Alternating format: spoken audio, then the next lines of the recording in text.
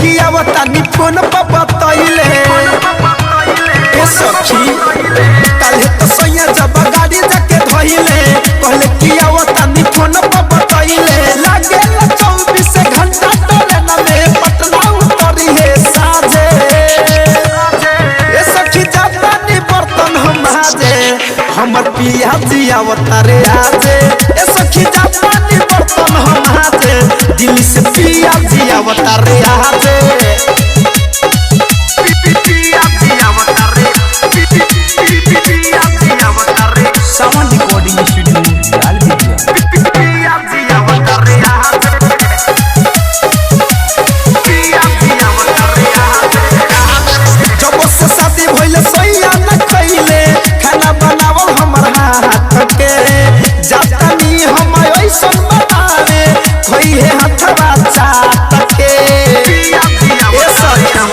हां हां जब से शादी भइले सैया न कइले खाना बनावल हमर हाथ के जातानी हम ऐसन बनावे खोई है हथवा चाट के जाते खाए के मन कोई पर सावन मंगी है लाजे ए सखी जातानी बर्तन हम हाजे हमर पिया जी अवतारे आजे ए सखी जातानी बर्तन हम हाजे दिल्ली से पिया जी अवतारे आजे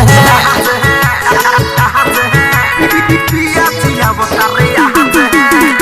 Music by Sora पिया जी अवतारे आजे बर्तन हम हाजे DJ विकास रीगा सीतामढ़ी भोरही से नहा के धुआ के केसिया भी झाड़ लेनी रे दुनु अखिया में कारी कारी कजरा सखी हम मार लेनी रे सखी भोरही से नहा धुआ के केसिया भी झाड़ लेनी रे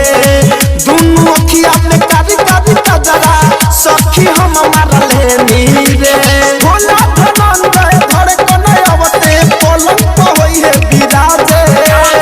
ए सखी जातानी बर्तन हम हाजे हमारा जाजी होई है आजे ए सखी जातानी बर्तन हम हाजे हम पिया जी होई है आजे काले तो सैया जब गाड़ी जाके धइले कहले कि आवतानी फोन पर बतैले लागे 24 घंटा ट्रेन में पटना उतरी है साजे ए सखी जातानी बर्तन हम हाजे हमर पिया जी अवतारे आजे ए सखी जातानी बर्तन हम हाजे दिल्ली से पिया जी अवतारे आजे